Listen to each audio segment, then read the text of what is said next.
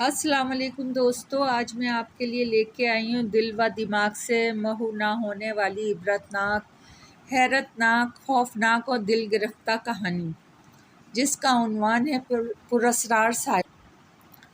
50 سالہ بارش سلامت خان اپنی 8 سالہ بیٹی شہناز کے ساتھ دریا کے کنارے کھڑا تھا۔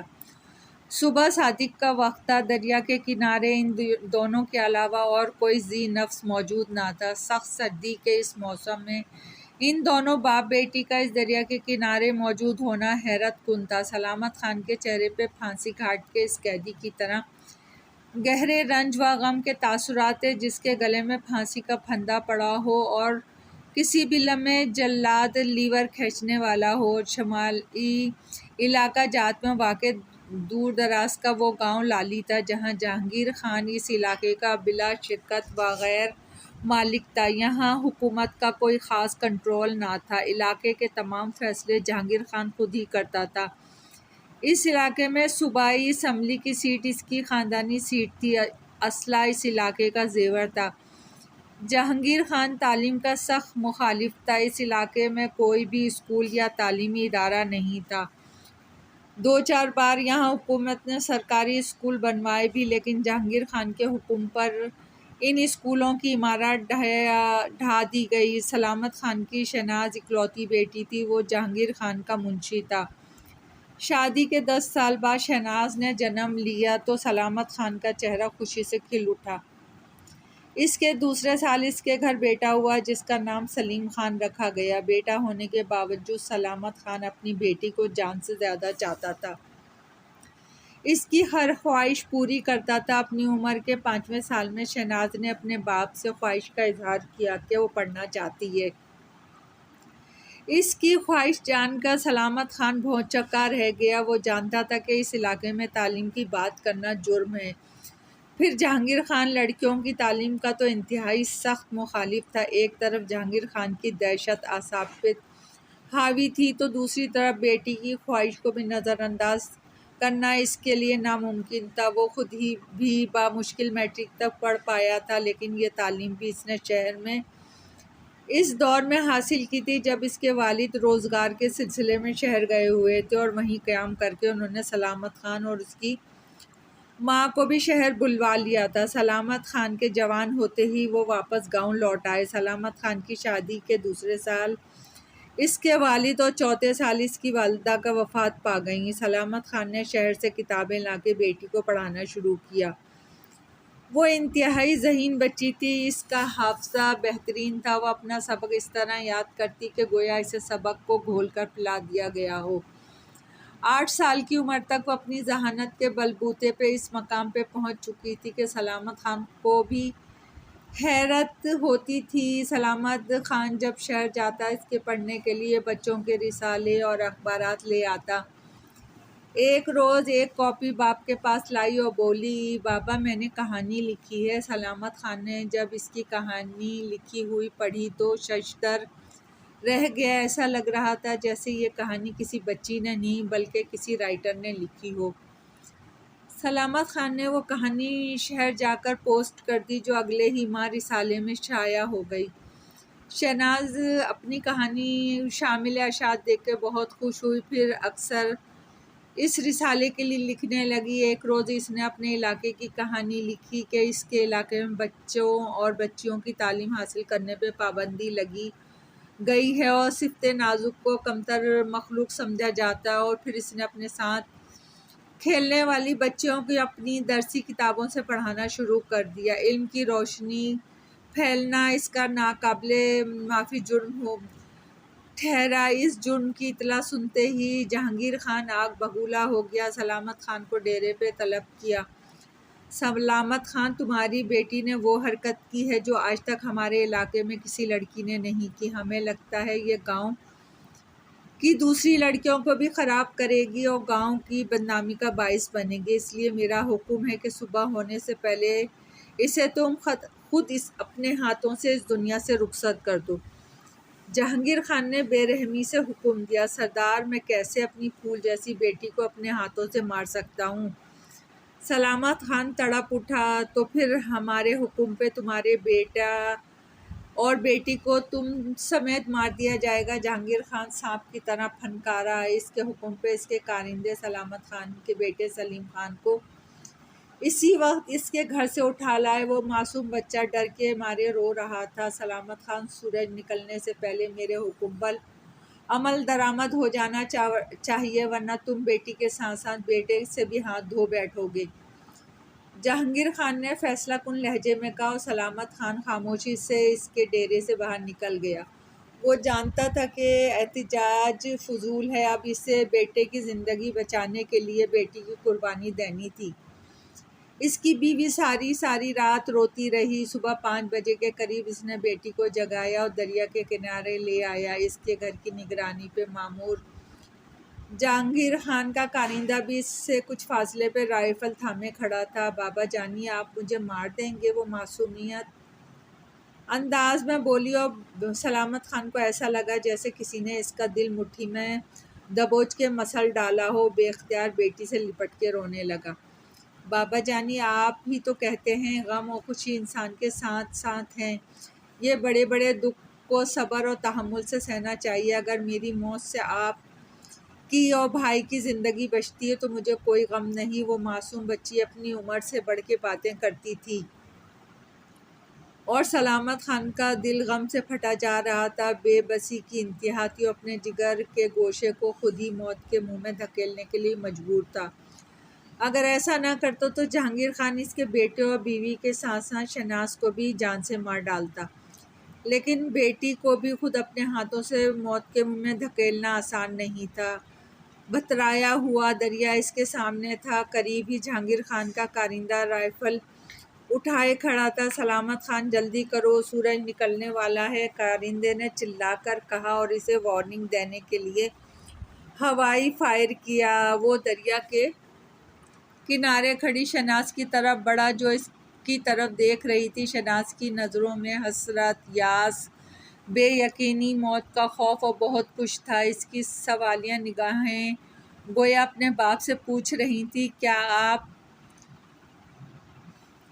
اپنی بیٹی کو خود اپنے ہاتھوں سے منہ کے منہ میں دھکیل سکتے ہیں؟ پھر سلامت خان نے اپنی بھیگی ہوئی آنکھیں بیچیں اور بیٹی کو دریا میں دھکیل دیا۔ وہ دریا کی سرکش لہروں میں جا گری اور نگاہوں سے اوجھل ہو گئی۔ اسی کا نام زندگی ہے، جو گرگٹ کی طرح رنگ بدلتی ہے۔ اس کا ہر لمحہ مختلف ہوتا ہے۔ ایک ہی وقت میں کسی کے گھر سے میت اٹھ رہی ہوتی ہے اور کسی دوسرے کے گھر میں خوشیوں کا رقص ہوتا ہے۔ شہناز سلامت خان کی صرف بیٹی ہی نہیں، جگر کا گوشہ تھی۔ اے لوگو، کیا تم اس باپ کا دکھ جان سکتے ہو جس نے خود اپنے ہاتھوں سے اپنی بیٹی کو موت کے گھاٹ اتارا ہو؟ آنکھ کھلتے ہی اس نے ادھر ادھر دیکھا، مگر اسے مایوسی ہوئی۔ اس دبیز اندھیرے میں اسے کچھ دکھائی نہیں دے رہا تھا۔ وہ اپنی جگہ سے اٹھا اور اندھوں کی طرح ٹٹول کے آہستہ آہستہ چلنے لگا۔ ہر طرف گرد و غبار اور دھول سی جمی ہوئی تھی۔ وہ دیواروں کے ساتھ چلتا ہوا آگے بڑھ رہا تھا۔ جلدی اسے اندازہ ہو گیا یہ ایک وسیع عریض کمرہ ہے۔ کافی دیر تک ادھر ادھر ٹہلنے کے بعد وہ ایک جگہ ٹک کر بیٹھ گیا اور یکسوئی سے سوچنے لگا کہ وہ یہاں کیسے پہنچا، لیکن اسے کچھ یاد نہیں آیا۔ وہ یہ تک بھول چکا تھا کہ وہ کون ہے اور یہاں کیسے پہنچا۔ اس کے ذہن میں ماضی کی یادداشت کی رمق تک موجود نہ تھی۔ کچھ دیر تک بیٹھے رہنے کے بعد اس نے دیواریں دوبارہ ٹٹولنی شروع کر دیں۔ اس کی آنکھوں میں اتنی دیر میں اندھیرے سے مایوس ہو چکی تھی اور کچھ دھندلے دیوار کے نقوش دکھائی دینے لگے تھے۔ کافی دیر تک ٹہلنے کے بعد وہ دوبارہ تھک ہار کر ایک دیوار کی ٹیک لگا کے بیٹھ گیا اور سوچنے لگا، وہ کون ہے اور یہاں کس نے قید کیا ہے؟ شاید یہاں کوئی ہو جو مجھے اس قید تنہائی سے باہر نکالے۔ یہ سوچتے ہی وہ زور زور سے چیخنے لگا، کون ہے؟ لیکن اس کی یہ آواز کمرے کی در و دیوار سے ٹکرا کے دوبارہ اس کے کانوں سے ٹکرائی۔ اس نے وحشت کے عالم میں اپنے سر کا عقبی حصہ دیوار سے ٹکرایا اور درد کی ایک شدید لہر اس کے پورے وجود میں سرایت کر گئی۔ اس نے دونوں ہاتھوں سے اپنا سر تھام لیا۔ اس کے سر پہ ایک بڑا سا گھومڑا بنا ہوا تھا اور اس کے بال خون سے لچ پچ ہو رہے تھے، جو خشک ہو کے بالوں میں جم گیا تھا۔ گویا بے ہوش ہونے سے پہلے اس کے سر پہ چوٹ لگی تھی۔ وہ وحشت کے عالم میں کافی دیر تک وہاں بیٹھا رہا۔ اندھیرے میں صبح و شام کا اندازہ کون کر سکتا ہے؟ اچانک اسے پنڈلی میں تکلیف کی شدید ترین احساس ہوا۔ ایسا لگا جیسے کسی جانور نے اس کی پنڈلی میں اپنے نوکیلے دانت گڑا دیے ہوں۔ اس نے گھبرا کر آنکھیں کھول دیں۔ ایک بلڈی کی جسامت کا خون خوار چوہا تھا جو اس کی پنڈلی میں دانت گاڑے ہوئے تھا۔ اسی قسم کے 3-4 اور چوہے اس کے قریب ہی موجود تھے۔ گھپ اندھیرے کے باوجود ان چوہوں کی چمکتی آنکھیں صاف دکھائی دے رہی تھیں۔ بلڈی کی جسامت کے خوفناک چوہے اس کے ارد گرد جمع ہونے شروع ہو چکے تھے۔ ہوش ہوش بھاگو، اس نے چلا کے چوہوں کو ہشکارا اور اٹھ کر کھڑا ہو گیا۔ چوہے بتک کے پیچھے ہٹے۔ ابھی سے کھڑے ہوئے چند ہی لمحے گزرے تھے کہ پاؤں کے انگوٹھے میں تکلیف کا شدید ترین احساس ہوا۔ اس نے چیختے ہوئے اپنا پاؤں جھٹکا۔ چوہوں کی تعداد رفتہ رفتہ بڑھتی جا رہی تھی۔ اس کے دانت اس قدر تیز اور نوکیلے تھے کہ اسے اپنے پاؤں میں سوئیاں چبھتی محسوس ہو رہی تھیں۔ اس کے لیے احساس ہی خوفناک تھا کہ وہ اس اندھیرے کمرے میں ان خونخوار چوہوں کی خوراک بن جائے گا۔ وہ زندگی بچانے کے لیے اس کمرے میں ادھر ادھر بھاگنے لگا۔ جہاں جہاں وہ بھاگتا چوہے تیز رفتاری سے اس کا پیچھا کرتے اور جہاں وہ رکتا چوہے اسے گھیر کے اپنے دانتوں سے اس کے پاؤں میں گاڑنے کی کوشش کرتے۔ مسلسل بھاگتے رہنے سے اس کا سانس دھکنی کی طرح چلنے لگا۔ اعصاب جواب دینے لگے۔ آخر کب تک وہ ان تنہا چوہوں سے لڑتا؟ یہ وسیع عریض کمرہ اس کی قبر بننے والا تھا۔ بھاگتے بھاگتے بالآخر وہ تھک ہار کے گر پڑا۔ اس کے گرتے ہی چوہوں نے اس پہ یلغار کر دی اور جگہ جگہ اس کے جسم میں چھید کرنے لگے۔ وہ جان بچانے کے لیے اٹھتا بھاگتا تھک ہار کے دوبارہ گر جاتا۔ چوہے اس کے پورے وجود پر احاطہ کر چکے تھے۔ موت اور زندگی کے درمیان لمحوں کا فاصلہ تھا۔ سینکڑوں خونخوار چوہوں سے جان بچانا مشکل ہی نہیں، ناممکن بھی تھا۔ اس نے کئی چوہوں کو اپنے پاؤں سے کچلا۔ اس کے باوجود چوہے اس کے جسم میں سوراخ کرنے کی کوشش میں مصروف تھے۔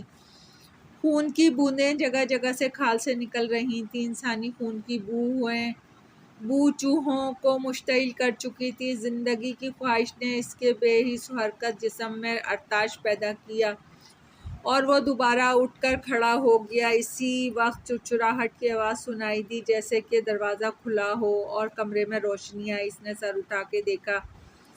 کچھ فاصلے پہ سیڑھیوں پر ایک خوبصورت لڑکی کھڑی تھی جس نے میکسی نما لباس پہن رکھا تھا۔ اس کے عقب میں دروازہ کھلا تھا اور دروازہ کھلنے سے روشنی اندر آئی تھی۔ روشنی ہوتے ہی چوہوں میں ہلچل مچنے لگی اور وہ فرش سے بنے سوراخوں میں گھسنے لگے۔ تم کون ہو اور میں کہاں ہوں؟ اس نے نحیف آواز میں پوچھا۔ یہ وقت ان باتوں کا نہیں ہے، جلدی باہر نکلو، لڑکی مترنم آواز میں بولی۔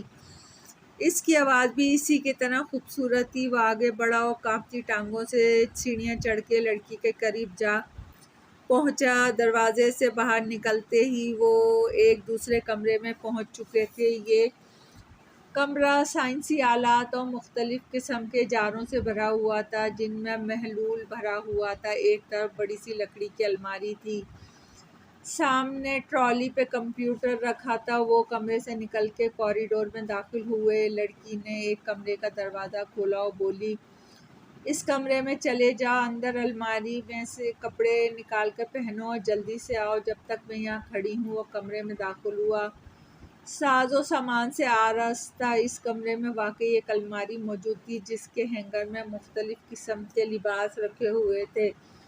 الماری کے نچلے خانے میں نئے جوتے بھی موجود تھے۔ اس نے الماری میں لگے ہینگر سے ایک کرتا شلوار نکال کے پہنا۔ جوتوں کا جوڑا پہننے کے بعد اپنے لباس کی تلاشی لی۔ وہاں قمیص کی سائڈ کی جیب میں پھولا ہوا پرس موجود تھا۔ پرس میں اچھی خاصی رقم موجود تھی۔ اس نے پرس جیب میں رکھا اور کمرے سے باہر نکلا۔ یہ گھر تمہارا ہے؟ اس نے چلتے ہوئے لڑکی سے پوچھا، مگر لڑکی نے کوئی جواب نہیں دیا اور اس کے ساتھ چلتی ہوئی گھر سے باہر آ گئی۔ یہ پہاڑی علاقہ تھا جو شاید ہزاروں فٹ بلندی پر تھا۔ اطراف میں سینکڑوں فٹ گہری کھائیاں تھیں جنہیں دیکھ کر خوف آتا تھا۔ انسانی آبادی کا دور دور تک نام و نشان نہ تھا، گویا اس علاقے میں یہ واحد مکان تھا۔ ایک طرف کچی سڑک اور وہ اس سڑک پہ چلنے لگے۔ تم کون ہو؟ مجھے یہاں کس نے قید کیا تھا؟ مجھے اپنے بارے میں کچھ یاد نہیں ہے، وہ دونوں ہاتھوں سے سر تھامتے ہوئے بولا۔ میں کرن ہوں، یہاں سے گزر رہی تھی کہ چیخوں کی آواز سن کر تم تک جا پہنچی۔ لڑکی نے جواب دیا، لیکن وہ لڑکی کے اس جواب سے مطمئن نہیں ہوا۔ بھلا اس ویران علاقے میں کسی تنہا خوبصورت لڑکی کا کیا کام؟ پھر اس لڑکی کو کیسے پتہ چلا کہ کون سے کمرے میں الماری میں کپڑے موجود ہیں؟ وہ بے خیالی میں سوچتا ہوا جا رہا تھا کہ راستے میں آنے والے پتھر سے ٹھوکر کھا کے گرا اور کراہتے ہوئے جیسے ہی اٹھا تو ششدر رہ گیا۔ لڑکی غائب تھی۔ ایک ویران پہاڑی علاقہ تھا، چاروں طرف ہریالی ہی ہریالی تھی، دور دور تک کسی انسان آبادی کا نام و نشان نہیں تھا۔ چیر اور دیار کے درخت دلکش مناظر پیش کر رہے تھے، لیکن وہ ان سب سے بے نیاز سوچ رہا تھا، لڑکی کہاں گئی؟ کہیں اس عمارت میں دوبارہ تو نہیں چلی گئی؟ لیکن وہ تھی کون، اور خود کہاں سے اور کہاں ہے اور کون ہے، اور اس عمارت کے تہہ خانے میں کیسے پہنچا جہاں خونخوار چوہے موجود تھے؟ لاتعداد سوالات اس کے ذہن میں ابھر رہے تھے۔ کچھ دیر چلنے کے بعد وہ تھک کر ایک چیر کے درخت سے ٹیک لگا کے بیٹھ گیا اور اپنا جائزہ لیا۔ سر کی چوٹ کے علاوہ جسم میں جگہ جگہ چوہے کے کاٹنے سے زخم پڑ چکے تھے اور شدید تکلیف ہو رہی تھی۔ اس نے سوچتے سوچتے بے خیالی میں اپنے گلے پہ ہاتھ پھیرا تو اس کے ہاتھ میں ایک عجیب ساخت کا لاکٹ آ گیا جو ایک سنہری چین سے منسلک تھا۔ اس نے چین کا ہک کھول کے لاکٹ نکالا۔ یہ عام لاکٹ سے ذرا مختلف ساخت کا قدرے ابھرنے والا لاکٹ تھا، جس کے عقب میں گھڑی کی سوئی سے مشابہ ننھا سا بٹن تھا۔ اس نے الجھتے ہوئے ذہن سے لاکٹ کو دیکھا اور پھر دوبارہ لاکٹ گلے میں پہن لیا اور کرتے کی سائیڈ کی جیب سے پرس نکالا۔ ایک خانے میں تو ہزاروں کی رقم تھی، جبکہ دوسرے خانے میں ایک تصویر تھی۔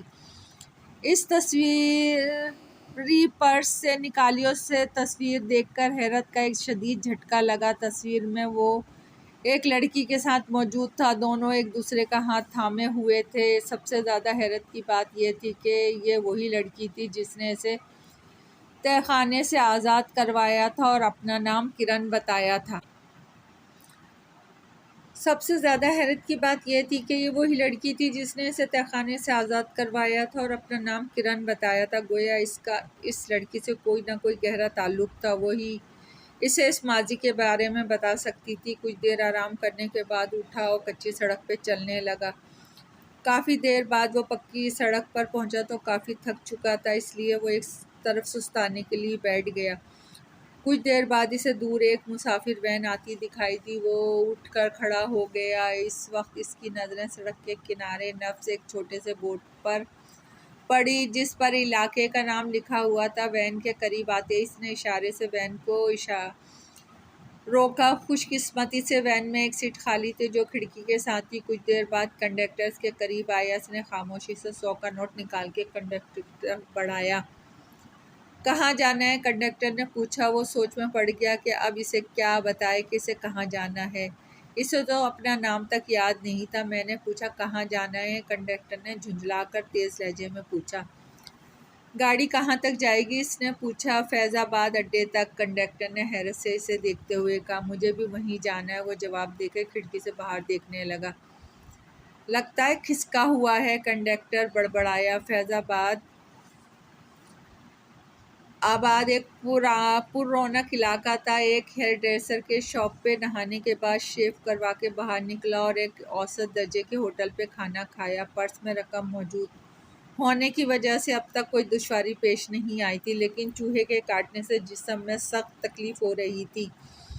ہوٹل سے کھانا کھا کے باہر نکلا تو کچھ ہی فاصلے پر اس کی نظر ایک عمارت پہ پڑی۔ ایک پرائیویٹ اسپتال تھا۔ اس کے قدم بے اختیار اسپتال کی عمارت کی طرف اٹھنے لگے۔ پارکنگ ایریا کے قریب پہنچتے ہی وہ بے اختیار رک گیا۔ کار میں ڈاکٹروں والا گاؤن پہنے ایک لڑکی سوار ہو رہی تھی۔ وہی لڑکی تھی جس نے اسے چوہوں والے تہخانے سے بچایا تھا اور اپنا نام کرن بتایا تھا، اور کرن کی تصویر بھی اس کے پرس میں موجود تھی جس میں اس نے کرن کا ہاتھ تھام رکھا تھا، گویا کرن اور اس کا کوئی نہ کوئی رشتہ تھا۔ دوستو، کہانی پسند آئی ہو تو لائک اور سبسکرائب کیجیے۔ ابھی اس کا کہانی جاری ہے۔